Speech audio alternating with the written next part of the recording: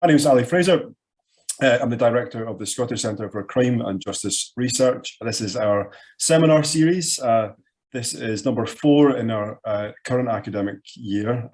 We've moved to slightly less frequent this academic year than last, partly because of Zoom fatigue and the possibility that people are be able to have more in-person meetings than previously. Although where we are in the UK now, that seems less likely rather than more. But this is going to be the last in the year's seminars, and it's an absolute treat. As I was saying to some of those that were here previously, we're joined across 2 time zones between Canada and Germany by 2 of the co-authors of this paper. I will be handing over just very shortly to Cara Jardine from SCCJR at the University of Strathclyde, who will be chairing and moderating.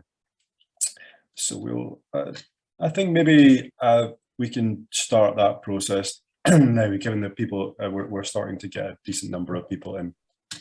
So, okay, that's enough from me. I'm going to hand over now to Cara to give the more formal introduction, and welcome to Sandra and Alysha. But thanks all for joining, not only today, but for the rest of our events for the course of the year, and hope to see you at future events in 2022.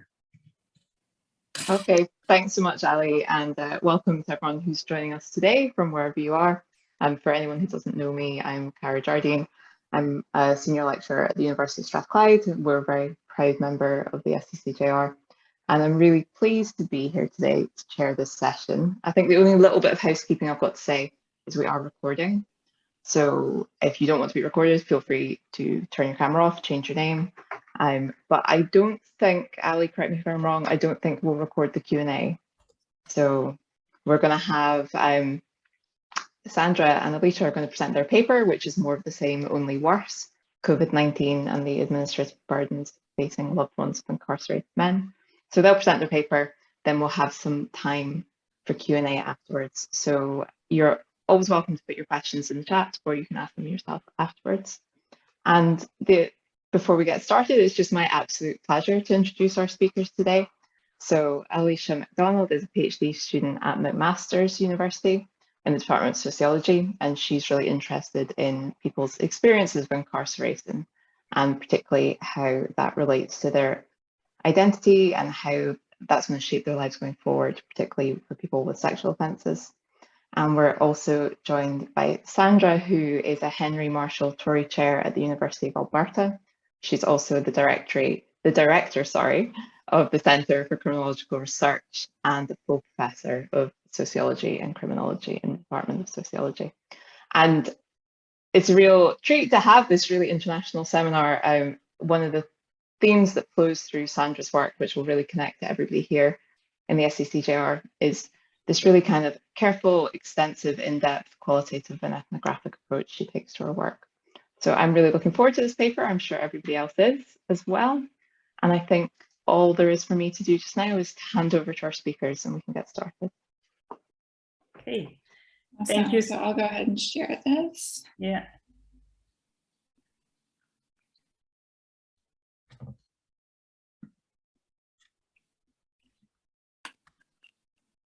Okay, can you all see it? Okay, perfect. So thank you so much for inviting us. It's a real pleasure for Alysha and I to be here and to be presenting to you across the time zones. She's in Canada, I'm in Germany. And Dr. Ali Fraser has already mentioned that some of you have been involved in a research project on loved ones of incarcerated people during the pandemic. And so we really hope that our presentation will be of interest to you, and that we can have a conversation about similar findings that some of you may have had. So Alysha and I will present a draft manuscript that is under review and that we co-authored with our wider team, Dr. Kevin Haggerty and Luca Borati and Justin Tetro. And I should say, really, the brains on this piece are my junior colleagues. So Alysha is first author, and Luca and Justin, I'm really just along for the ride today. So thanks to my junior colleagues for the analysis and the paper. So before we dive into the topic of today's presentation, I just want to say a few things about how we came about to do this research. My colleague, Kevin Haggerty, and I have been directing the University of Alberta Prison Project, or we often call it UAPP, since 2016. And that's a multi-year, multi-method examination of prison life in Canada.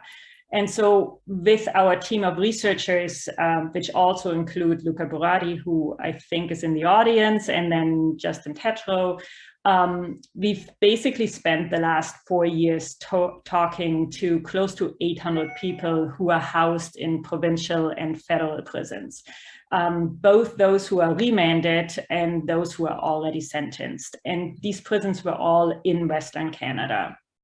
And we were basically in the middle of conducting research inside of these prisons, in the federal prisons, when the COVID-19 pandemic kicked off, and we couldn't continue our data collection at the time. However, as prison researchers, we obviously wondered how life continued on the inside. We just didn't have access anymore. And then a few concerned loved ones of incarcerated people reached out to us at the time. And we also started getting in touch with 2 advocacy organizations who are supporting loved ones of incarcerated people. And they all shared, so the loved ones getting in touch with us and the advocacy organizations essentially shared that the pandemic is putting additional stress on them, and really encouraged us to do a research project including loved ones. And so the research on which today's talk is built came about because of these discussions with the loved ones and the advocacy groups. Now, before I go into the methods and sort of explain what we did, I just want to give a quick overview on the pandemic situation in Canadian prisons, because we don't expect you to be familiar with the Canadian situation. So at the onset of the pandemic, there were approximately 37,800 adults detained in Canada's federal and provincial prisons, with women in Canada comprising about 6% of the federal prison population.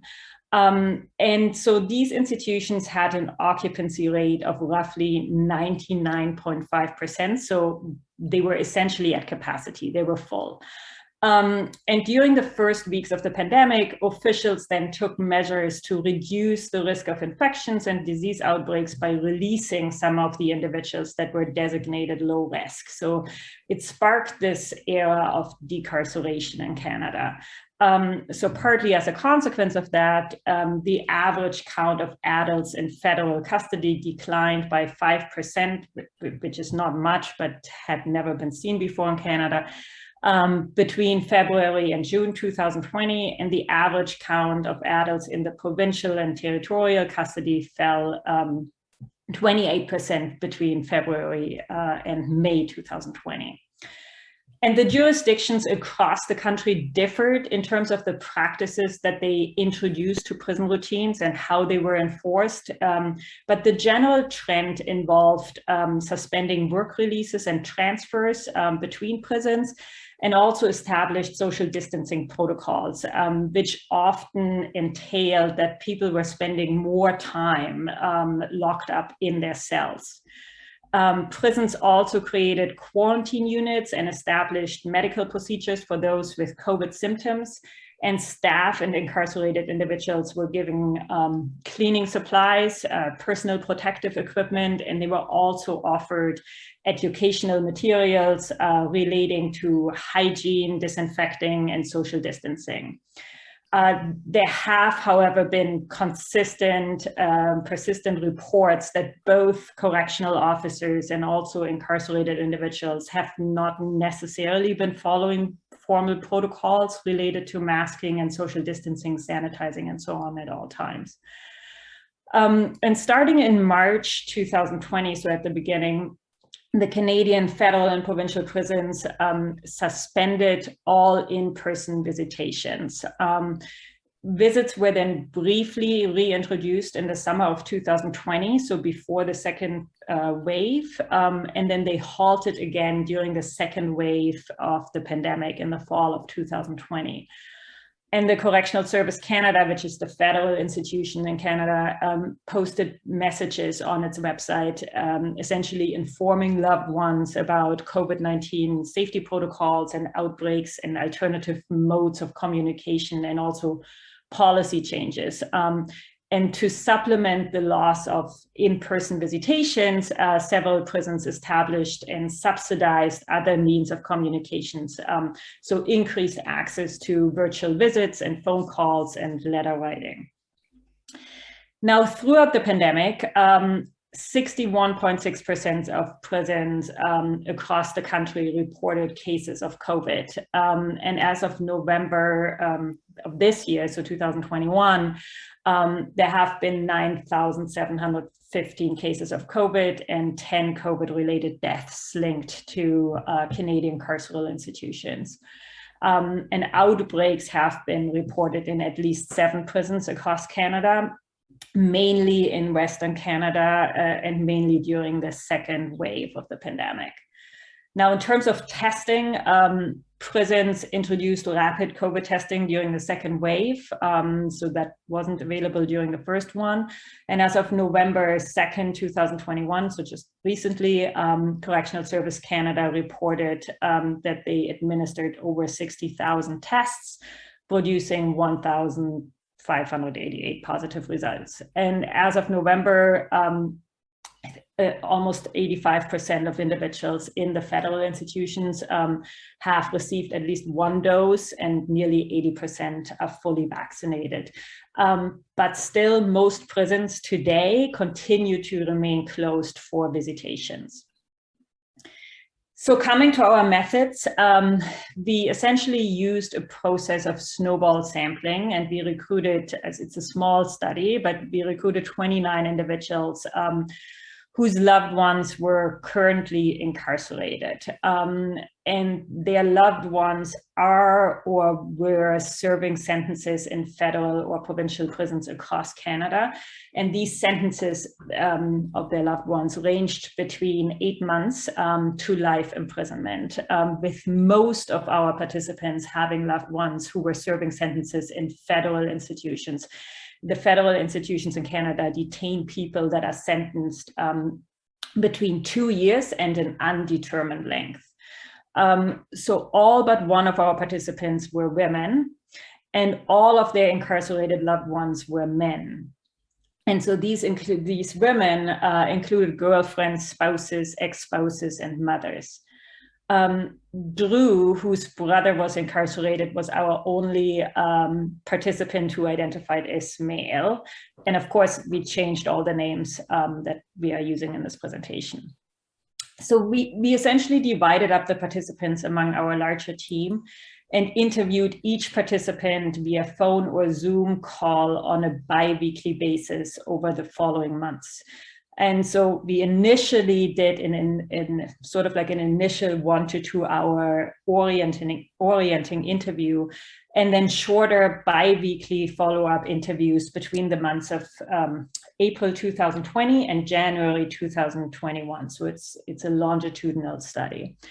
And in these phone calls and Zoom meetings, our participants talked about their relationship to their incarcerated loved ones, and then obviously details about the incarceration, so sentence length and so on, but also their general experiences with the prison system and their frustrations. But mostly they talked about how COVID had shaped their lives and their relationships. And this then led to discussions relating to communication practices, in-person visitations, health-related concerns, changes in the daily prison routines, staffing, informational resources, safety protocols, and programming. So it's the topics that came out of it are it's quite a long list. And all interviews were digitally recorded and then transcribed verbatim. We thematically coded the interviews using a grounded theory approach. And so for this presentation today, we identified 3 prominent themes that represent the most significant concerns for our participants. And these were health and safety issues, and then unclear, unpredictable, and untrusted communications, and diminished personal intimacy. And additional sub-themes obviously emerged, and we further coded them using a closed coding system to provide a deeper understanding of how these issues might relate to the costs of administrative burdens that I will quickly talk about now, and then Alysha goes into the data. So as we were trying to make sense of our findings, we felt that we can probably best understand them by not using a traditional criminological or sociological lens, which we could have done, but we turned to the vibrant literature of administrative burden, which is essentially situated in the discipline of public administration. And this body of literature examines citizens' encounters with government organizations. And so the administrative burden approach explicitly aims to document and understand the experiences of people attempting to access governmental services, which we felt was a really good fit because the loved ones attempting to access the prison system and people in the prison system. So Hurt and Moynihan, who've been really influential in this area, present administrative burdens as producing 3 possible but overlapping costs to individuals. And these are, for one, the learning costs that arise from the need to search for, process, and collect information about public services. And then second, the compliance costs, which refer to the burdens associated with following administrative routines, including material costs and the time waiting in line, updating software, completing forms, and so on. And then the psychological costs, which encompass the stresses and frustrations that are related to dealing with administrative processes. But also the shame of participating in stigmatized processes and programs, welfare programs, for example, such as food stamps, and the loss of autonomy and privacy related to using these services. And of course, this body of literature talks about the fact that costs are not distributed equally. Marginalized individuals typically have more negative interactions with the state, and individual level factors shape how people experience, cope with, and interpret their encounters with the state. And a person's human capital, including their education, money, social networks, intelligence, psychological resources, and health, also condition the extent to which they can navigate and manage administrative burdens. And so combined, looking at that literature, we think that this attention to system level factors, different forms of personal costs, and individual perceptions of these experiences offer a valuable avenue for appreciating the situation facing the loved ones of incarcerated people.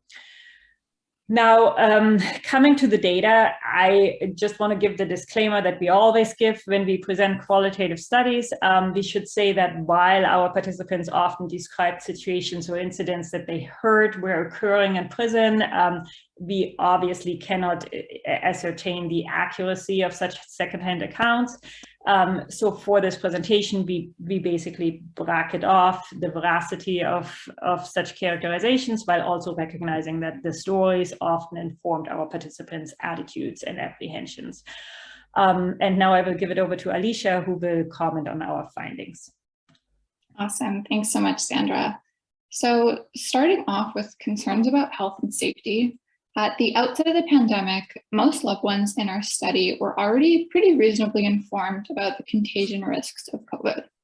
So while a small number were not particularly concerned about COVID, most feared the potential consequences of a severe outbreak in prison. So as Joelle stresses here, prisoners are sitting ducks because if that virus hits, yeah, it's going to get them. How can they stop it?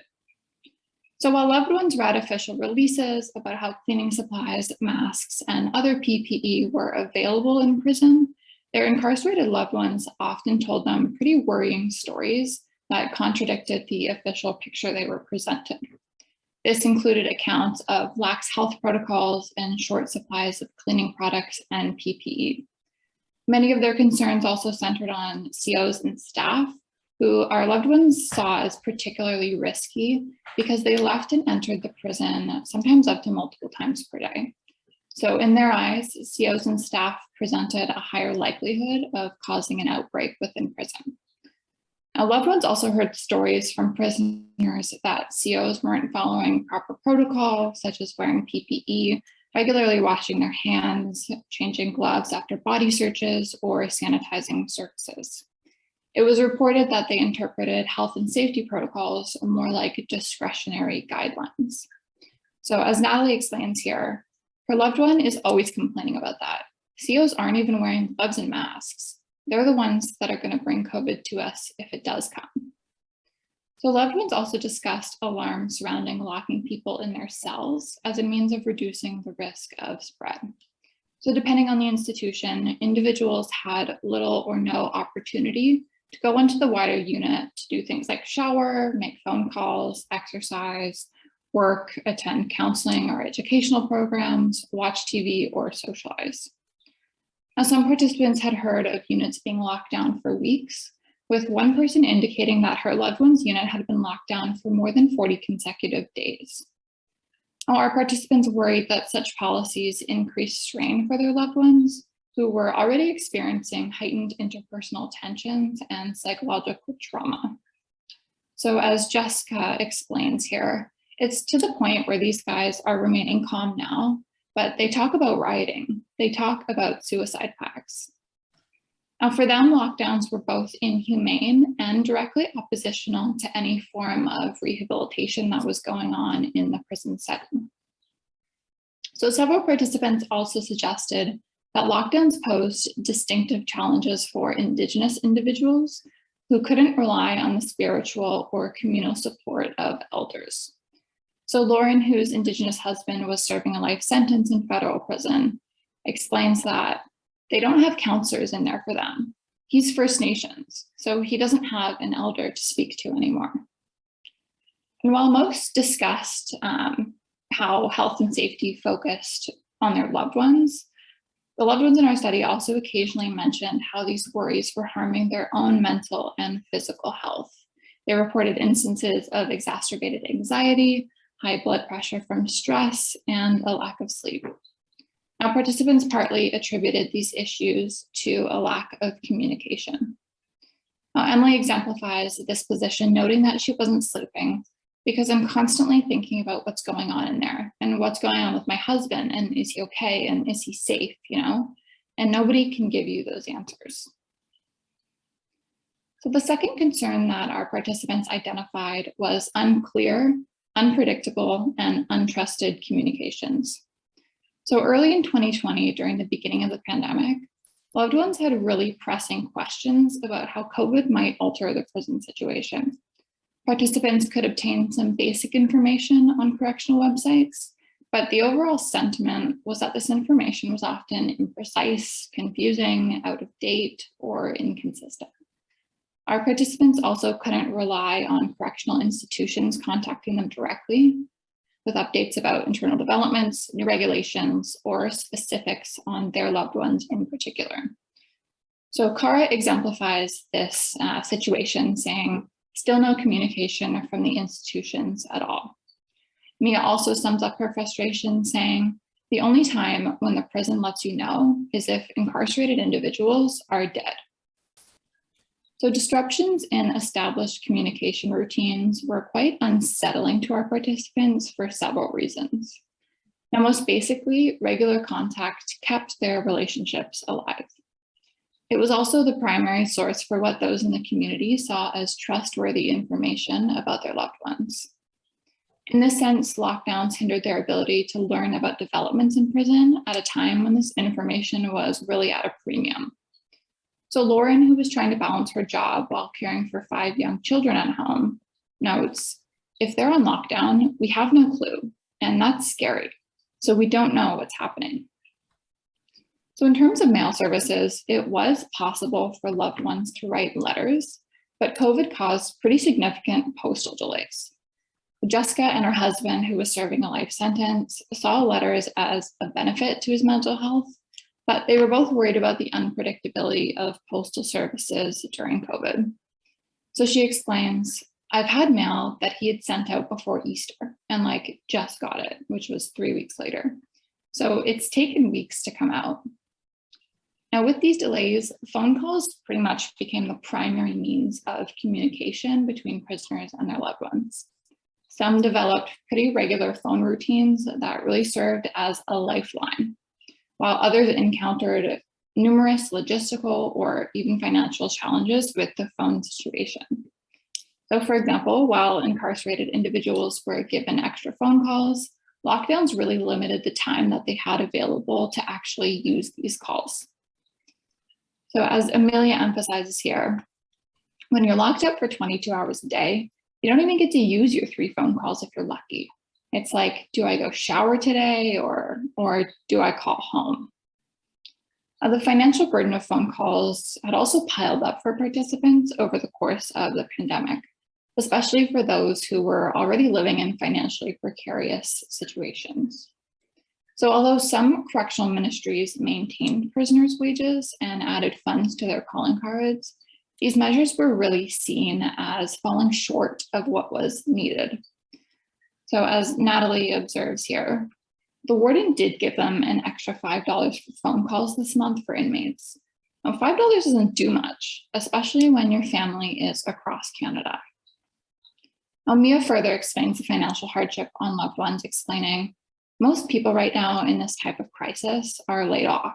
So, money is that, your income comes down. So it would be nice if prisons could waive the charges on phones because they charge for local and everything. They charge all the time. So calls are expensive. So the third concern that our participants identified was diminished personal intimacy. This was felt most acutely with the elimination of in-person visits or personal family visits, or also referred to as PFVs. So while most participants accepted the need to reduce in-person contact to prevent the spread of COVID, they were still impacted with a kind of reduced sense of closeness to their loved ones. So Cara, whose son had served 10 years of a life sentence, gives us a sense of the importance of in-person visits, explaining that, I think that physical, a hug, it means 1,000 words. A kiss and a strong hug, it means 1,000,000 words. Now, some prisons offered video visits as an alternative to in-person visits, but these mediated situations produce their own unique sort of frustrations. This is really evident in Natalie's experience. She explains that she values PFVs because unlike monitored video calls, you actually get to be yourself.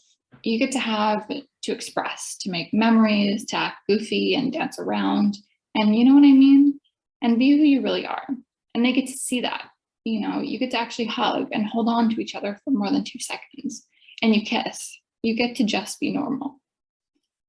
So although video visits were typically perceived as positively, the reality of how these systems worked in practice were actually quite frustrating to our participants. Some institutions had good video capability, some had none at all, while others really hurried to establish or expand their systems at the beginning of the pandemic. Now, this often resulted in logistical and technological glitches. So Charlie, whose fiance is also serving a life sentence, points to some of these issues, saying, it's unfortunate because you've got all the men, of course they want to talk to their loved ones. So they're all trying to get a video visit. So you only get maybe half an hour online. And if they can't get the audio working, or if they can't get the video working on either end, you're out of luck until the next week, or until whenever they have availability again. So an additional apprehension about virtual visits was that they provided authorities with a new means of surveillance over prisoners and their loved ones. Participants reported that not knowing if officers were watching their calls at any given moment made them quite uncomfortable, and their conversations as a result became much more awkward and restrained. So Natalie was one of several who exemplified these feelings, explaining that you're in a visit, it's uncomfortable because you know you're being watched like a little child the entire time. So in addition to these issues, virtual visits also underscored a sort of digital divide that was apparent both technologically and culturally.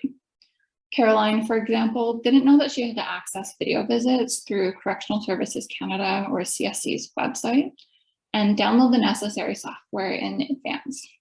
This resulted in technological difficulties that cut the time with her partner short.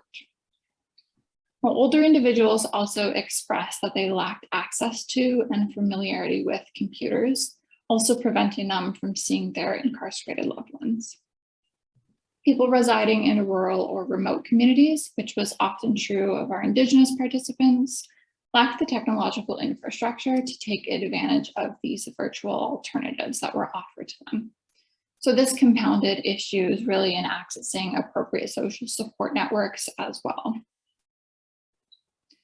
So the loved ones in our study can be attributed to either one of two groups based on their orientations towards the above frustrations that they discussed.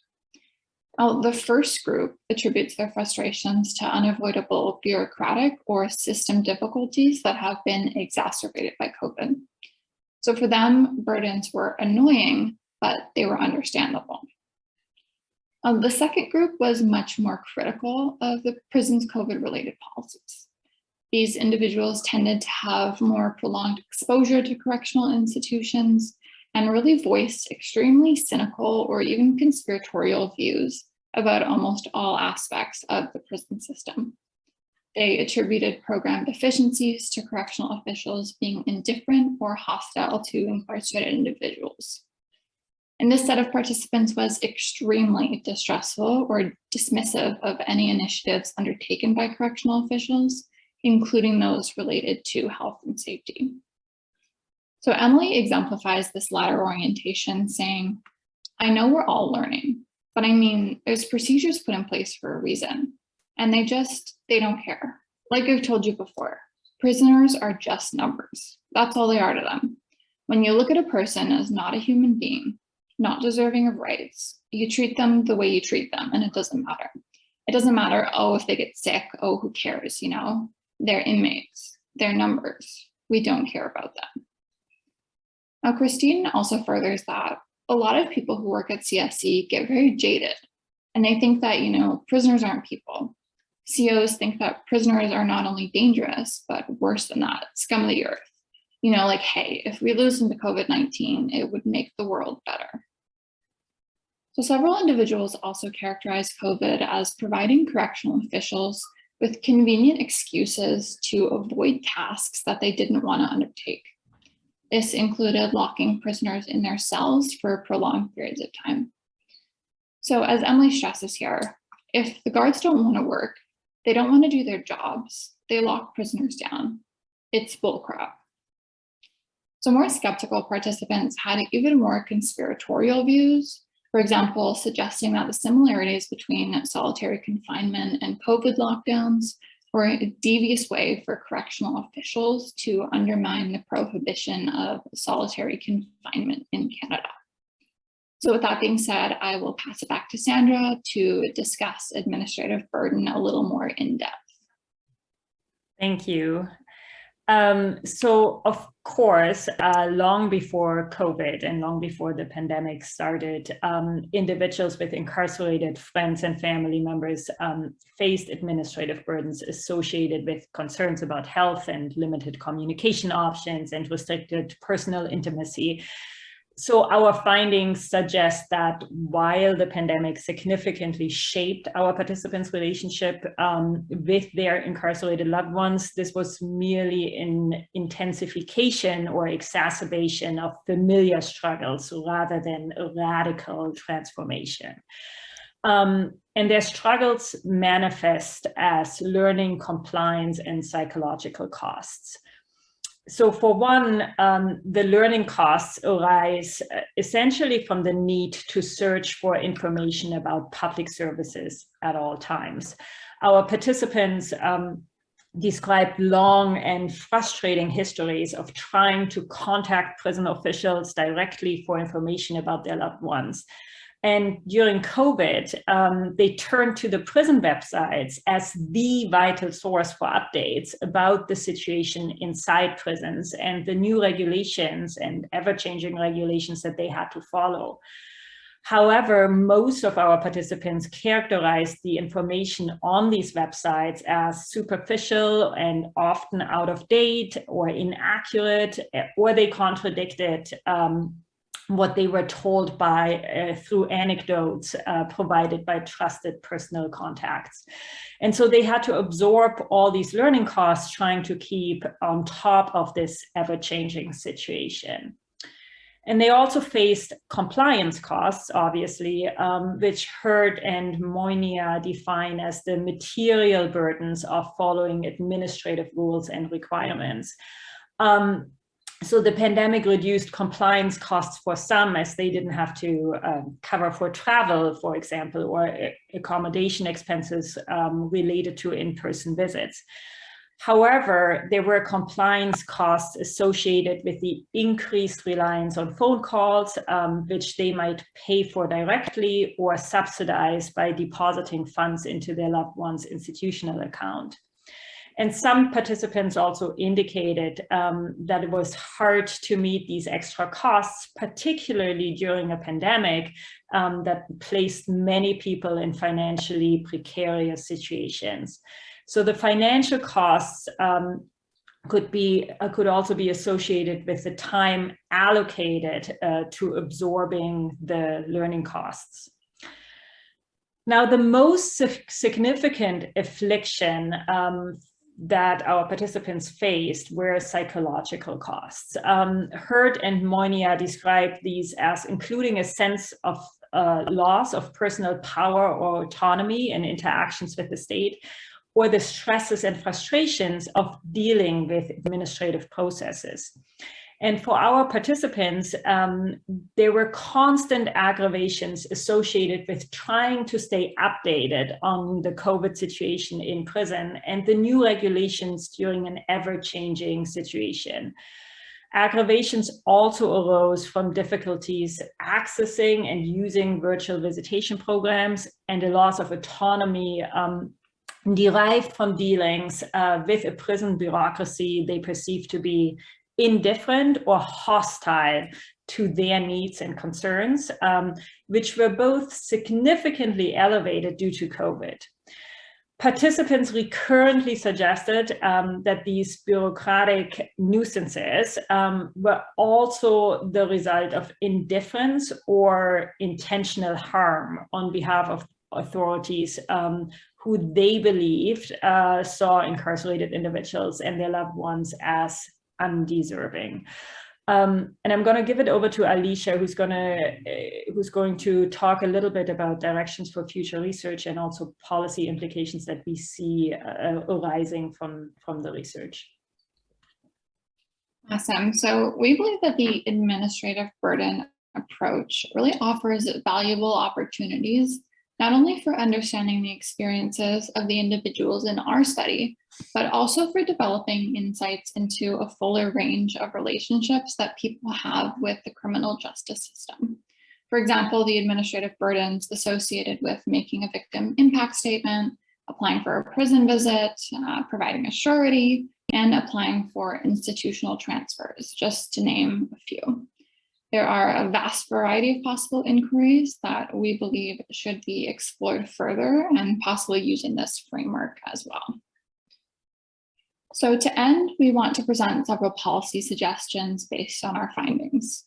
Now, in all these developments, we want to emphasize that consideration should be given to the unique needs of different groups, paying particular attention to the cultural needs of Indigenous individuals. So in no particular order, we suggest enhancing the technological infrastructure of video visitations and simplifying the procedures for accessing and using these programs. increasing funds provided by officials to cover more of the financial costs associated with staying in contact with loved ones, including subsidizing writing materials and phone calls. Modifying prison logistics to allow for more regular and predictable schedule for communicating with loved ones, and creating dedicated phone lines for those seeking specific information. And we also suggest arranging for more virtual programming in anticipation of situations where instructors or counselors can't enter the prison for whatever reason. Now, a more radical but perhaps necessary development would entail creating a governmental body specifically responsible for fostering beneficial relationships between loved ones and addressing the needs of those in the community. So without this, it's quite unlikely that prison administrators will see such burdens that we mentioned as within their mandated responsibility or jurisdiction. This would really make it easier for them to simply ignore the ongoing struggles of prisoners and their loved ones. So with that being said, Sandra and I and the rest of our team want to thank you so much for your attention, for listening, and we really look forward to your questions.